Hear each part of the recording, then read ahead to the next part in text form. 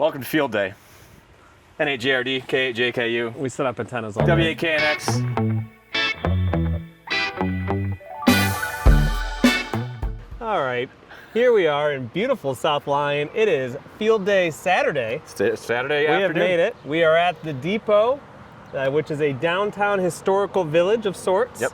In beautiful South Lyon, right across from the most ideal location ever, the brewing company. That's right, we have a brewery right across the street.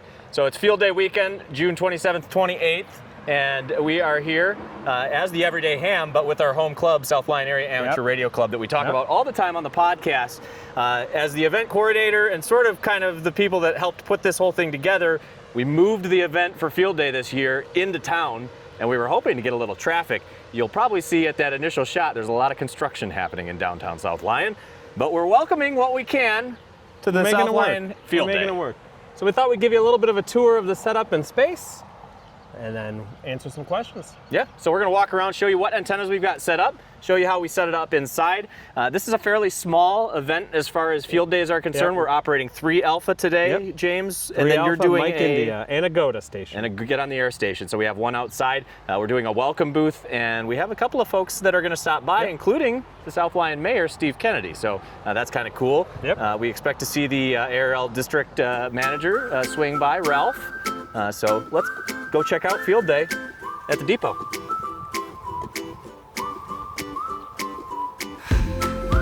Come on. Welcome to the depot, James. Yeah, the deep historic train station. I was about to say, it was moved here from its original placement, which was closer to downtown South Lyon. That's right, not just about a mile, 2 miles up the road. And also a fantastic historical museum as well. Yep, they have a museum. This is actually where we do our club meeting here with the South Lyon. We have a lot of caution tape up, trying to keep fingers off antennas, trying to keep people safe. But we're gonna come up to our first and our favorite antenna. You've seen this one before on the podcast at Winter Field Day. This was our major scorer for the bands, and it's the Larry Vertical. Yep. So James, you put together these signs. Let's talk a little bit about Larry's Vertical here. This is a 40-meter antenna. Resonant 40-meter antenna. Resonant 40-meter antenna, and it's an absolutely massive antenna. It's a quarter wave, vertical. It has the steel tubing for the main element right there in the middle, and the elevated radials right below it. And it uses the 4 elevated radials spread out just to help with the grounding and direction. And that's it. It uses a military tripod mast that's kind of homebrew as well, just to basically hold it in there. The radiating element is not affixed to the mast. It's just in there, basically freestanding. Isolated by a piece of PVC pushed up through that tripod. And you'll recognize those tripods if you're ever at a ham swap. A heck of a buy. They're about 60 or 70 bucks nowadays. But you buy that, and then you get these fiberglass legs. You can build one of these at home. It is a dead simple antenna, but boy, is it effective. It is a beast. Yeah. So this is the Larry Vertical. Really cool. We got these signs this year to hopefully show folks what they're looking at. And we've already had a number of folks wander by and be like, what is this big structure? Oh, it's an antenna. And so these are working. Come on, let's check out some of the other things that are going on. We have our first taker on the explanatory signs. So up the way here, we have the caboose, and that is part of the train museum. We were hoping to operate a station from inside the caboose, but we didn't quite swing that this year. So perhaps next year we can make that work, James. Yep, that would be a good one. That would be really cool. And we're gonna walk up into our welcome tent here, the introduction to the whole experience, and we're also gonna show you the Get on the Air station, which we tried to make very simple. Yes, we do our best. The Get on the Air station is actually running Whiskey 8 Echo Delta Hotel, so the Everyday Ham club call. That's right. So if anybody's not read the rules and you're wondering why you're running the Whiskey 8 Echo Delta Hotel at the Slark Field Day, South Lyon Area Amateur Radio Club, N8SL is our main call, the club call. That's where we're going to score all of our points today, because Field Day is not a contest, November but certainly. Ocho, Sierra Lima. That's right. And then we're going to run Whiskey 8 Echo Delta Hotel for the Get on the Air station. We're using a portable vertical here. This is a buddy pole. You may recognize it behind us here. Buddistick. Buddistick, I'm sorry. Yep. So it's just your standard coil to extend it, give it that extension, and then it's a basically just a vertical with the elevated ground wire. Yep. These are dead simple. It makes a lot of sense because it's easy for folks to kind of wrap their head around. We got the wire, you can see, very visible. We used orange so people know where it's going. And then into the actual station, James is gonna man this later. He's gonna be the control operator for the GOTA station. And we're running an ICOM 7300. Now, inside our operation, we're going to be running Gen 1 ICOM 7300. Gen 1. Inside the operation, we're running all FTDX10s. But outside, 7300 is just such an approachable radio. We thought it was a great option for GOTA. So Let's go check it out. A couple things we did for the GOTA station as well. So we have the 7300, as Jim mentioned. Simple radio, great for beginners. We've also, for those that want to get on the air, we've created sort of a cheat sheet just to kind of walk them through the call or the exchange that they'll be giving for the club. And then also just trying to get them a little bit over that mic fright, letting them know someone will be there to help them. What does a typical exchange look like, and just kind of give them that experience ahead of time. Got a lot of resources for them, right? The section list, which I still use this even in my own experience. And then even then, we made a custom logging sheet as well. We figure paper logging is probably the best approach for someone's first time. And then right at the top, just give them the exchange. Make it easy for them, just so they feel comfortable. That's right. The other thing is we went with the vertical Buddistick because it's an antenna that they can also see. Yep. We can also manipulate it, so if we need to change bands, it's a nice hands-on demonstration element. And then we also brought some of our POTA setup because who doesn't like seeing multiple radios, just as a real-world demonstration here. So hopefully 15 meters is doing well, and that we'll be able to actually get some contacts. Okay, WAEDH, good afternoon. Thank you for your patience. Please copy W2IR, 6 Alpha Echo November Yankee, over. Okay, and then you're going to say 3 Alpha Michigan. 3 Alpha Michigan. Okay, 3 Alpha in Michigan. Hey, I hope you're having fun, and good luck with field day. Thank you. 7 3. 7 3. You nailed it. That's it. So you got us a contact? Okay, WA3COM, please copy W2I. All right, let's keep moving here. Got a whole bunch of other things to see. Mike's getting ready to do all of our grilling over here. Thanks, Mike. But we'll walk you out in front. I'm going to go this way. And show you kind of the intro station. So when people walk up to the event for the first time, the idea was to kind of let them know what's going on here. So what is field day? We've got all the information over here. When did it get started? How many stations are on the air? James made these. They're really nice posters. So we're hoping this is, again, trying to get people over that hump and understanding what we're doing out here. And then we have some meat slark. There's some cool pictures. These are way back when the club was out operating OG field day. You can see our poster out here. And then you can see this nerd. Also Steve, N8AR right here. That's right. As well. That's right.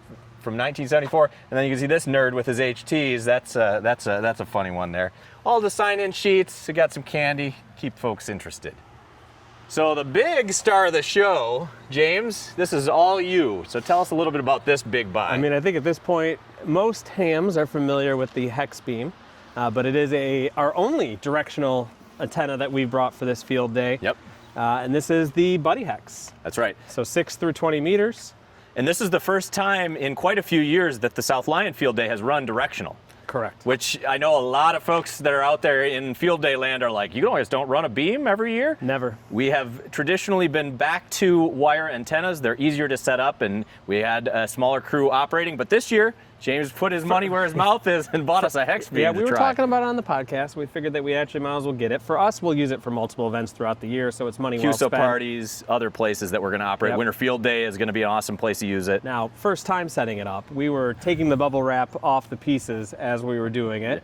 Definitely had some learning curves, but overall on, let's say, a fairly complex antenna, first time setting it up, we had about 6 people helping, which was very generous. Made it a lot easier when you have everyone kind of holding their own guy rope and everything as well. Definitely. I'd give it a ease of 6 to 7 out of 10. I was going to be right about Definitely there. for a first time setting it up. It was comfortable. Take your time. You can do it. Don't rush it. Yeah, I was gonna say 6.5 is about where I'm at on it. I think with a little bit of practice and after you've seen it for the first time, you'll have no trouble getting it set up. But it really does. Buddy makes good stuff. Yeah. They have good instructions now. I felt like it was pretty easy. I actually thought we struggled more with just us learning how to guy it than actually assembling the antenna. So if you own a just as BuddiHex, you probably know exactly what we're talking about. Yep. So this is going to be a killer antenna. We've got it pointed southwest right now. hoping to cover a big swath of the United States when we get started here in just 15 minutes, if you can believe that. So let's take you around, see the third antenna, the last one in the group. We have 2 antennas on 1 Spiderbeam mast. That's right. And this is sort of our multi-band antennas out here. Yep. So what we have as we come around, the first one is the BandHopper 4. That's right. With the 80 meter element clipped in. So this antenna will be solely dedicated to 80 meters for us. And so in the evenings, this will be Rory's personal favorite and probably all he's using. So in the evenings, obviously, we're running pretty heavy 40 meters, 80 meters. 40, 80 for sure. Yep. And we didn't have a good option for 80 without Rory's dipole here. So BandHopper, great, easy to set up dipole. It's strung up on the top of our 40 meter mast, and then right below it is the off-center fed dipole, which we have talked about on the channel before multiple times now. It's the Ariel 51. Great antenna. It makes a little bit of compromise on SWR, James. It does. But still a solid antenna with good performance for an off-center fed. Gives a ton of performance, and it really is an easy antenna again to set up. So this is a multi-band setup. A lot of options here. So our 40 meter vertical is for our club dedicated to 40 meters. That's right. It can do 15 meters, but we just let it be the powerhouse that it is on 40 and let it run. Yep. The hex beam now that we have that is a multi-band, but historically the only other multi-band antenna we had was the off-center fed dipole. That's right. So that was important for us to give us flexibility. Therefore, the compromise that it gives you was one that we were willing to accept. However, seeing how the hex beam performs this year, we may want to look at a more dedicated dipole-based antenna. Yeah. So that's probably something for us to consider next year. Yeah. And again, some more signage here. This is facing the road. As people drive by, they're giving us funny looks as we tell you what's going on. This is the off-center fed dipole, talking about that. And then down here we have, of course, the regular dipole. This is the linked dipole, of course, and this is the buddy pole that, the BandHopper 4 that we always talk about here. So, such a simple antenna, it works really well. I'm gonna walk you inside, show you the op. So you'll notice that we are in a sea of caution tape. And actually what we're using for the caution tape too is electric fence posts from Tractor Supply Company. Box of 50 of them, pretty affordable. I think they're about $2 each. And but they're durable. They're step-in too, so you don't need a mallet with you or anything. You just step them into the ground. Works really well. And then obviously the caution tape from good old Walmart. So a really reasonable option for a price.